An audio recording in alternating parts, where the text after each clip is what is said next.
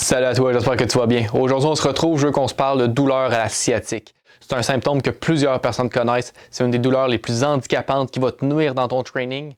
C'est une douleur qui peut être accompagnée de picotements, de perte de sensation, de brûlure, de perte de force. C'est pas toujours juste une douleur. Fait qu'on va s'intéresser à la mécanique, voir qu'est-ce qui pourrait m'apporter ce symptôme-là en premier lieu, puis voir comment que je pourrais essayer de m'en débarrasser aussi par la suite.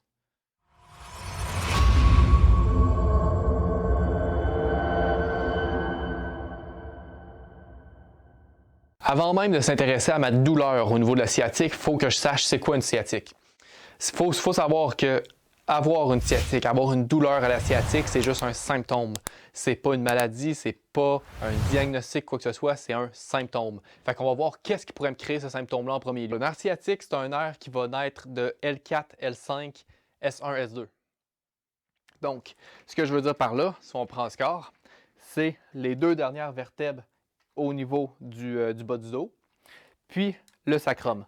Fait que pour être plus visuel, j'ai pris un élastique pour te démontrer par où est-ce que le nerf va passer. L4, L5, S1, S2. Mon nerf, qui va passer au niveau de la colonne évidemment, va prendre son origine ici. Fait qu'il va sortir au niveau de ma première vertèbre qui est juste ici. Au niveau de la deuxième, de la troisième et de la quatrième. Donc ensuite, qu'est-ce qu'il va faire? C'est qu'il va venir plonger, comme ça ici, dans la cuisse. Fait qu'en arrière, dans la hanche ici, pour pouvoir suivre après ça au niveau de la jambe.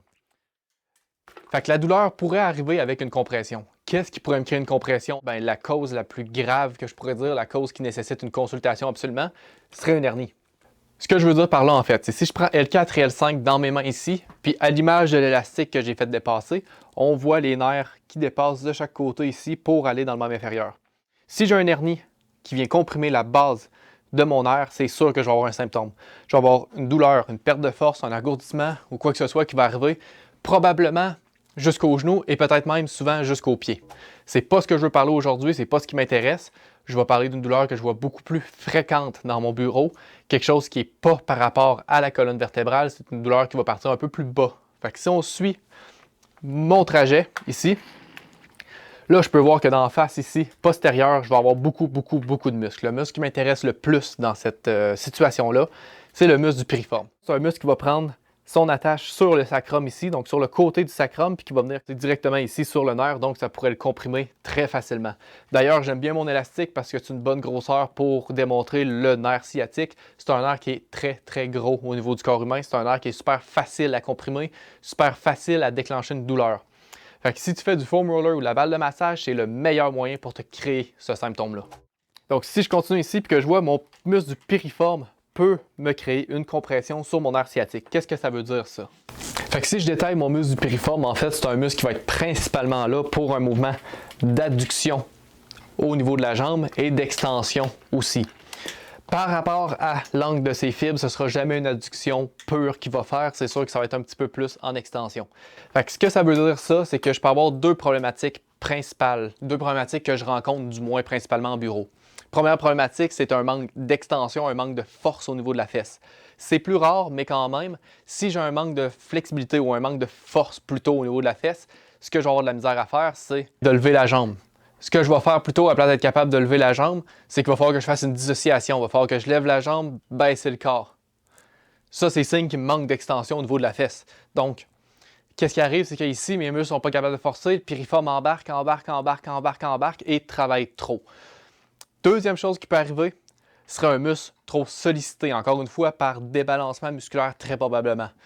Débalancement musculaire numéro 1 au niveau du bas du corps, c'est le muscle du moyen fessier. J'ai déjà fait plusieurs vidéos qui en parlent. Je ne me rembarquerai pas dans le sujet, mais c'est une hanche qui est instable, plutôt un côté que l'autre normalement.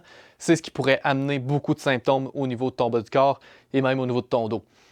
Fait que qu'est-ce qu'on peut faire pour aller enlever cette contraction-là ou du moins soulager un peu la zone? Ben, je l'ai dit, pas de pression par-dessus, donc il nous reste les étirements.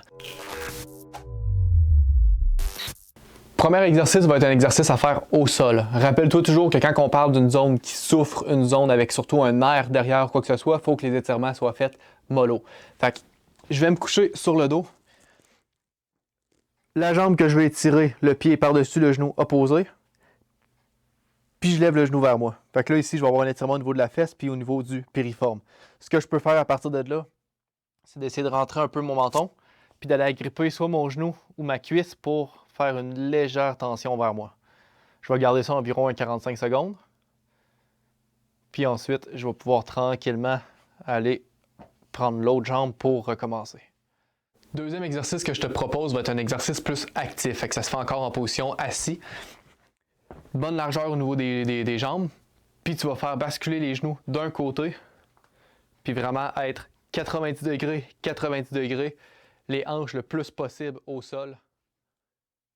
Hop, puis revenir de l'autre sens.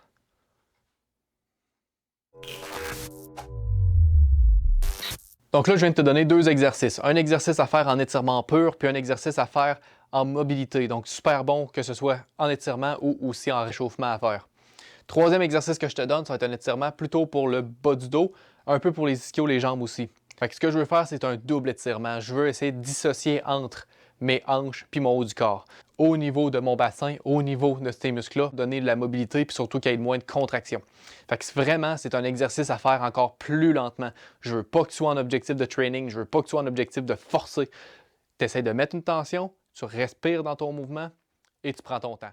Donc l'exercice va être le suivant. J'ai besoin d'un mur. Je vais me mettre les fesses le plus proche possible du mur pour tranquillement aller basculer les pieds vers le haut. J'essaie de me rapprocher le plus proche possible du mur en ayant les jambes droites. Je vais juste mettre mes pieds un peu plus larges que mes épaules. Les orteils vont être pointés vers moi. Fait que déjà là, j'ai un étirement au niveau des jambes. Je vais rentrer mon menton. J'ai un petit étirement au niveau de la colonne qui va se créer. Puis je vais mettre mes bras dans les airs.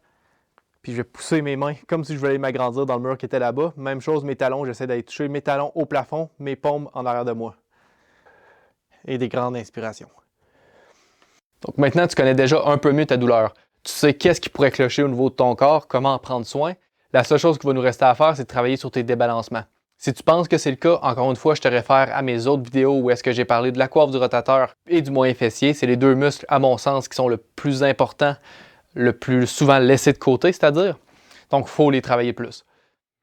Tu as compris aussi que le nerf sciatique, c'était pas un jouet, c'est pas quelque chose qu'on essaye de masser, qu'on porte un portefeuille dans la poche, quoi que ce soit, à tout bout de champ, parce que c'est un nerf qui est super facile à comprimer. C'est un nerf qui peut devenir très sensible très rapidement. Puis après ça, si jamais tu as besoin d'un rendez-vous en bureau ou d'un bon training fait par rapport à l'anatomie qui va respecter ton corps, mais aussi tes objectifs, puis qui va t'amener plus loin, plus rapidement, contacte-moi, ça va faire plaisir de t'aider. Gab Petitgrou, sport et bien-être. Gab Petitgrou sur YouTube, Facebook et Instagram. Sur ce, on se dit à la prochaine vidéo. Allez, ciao!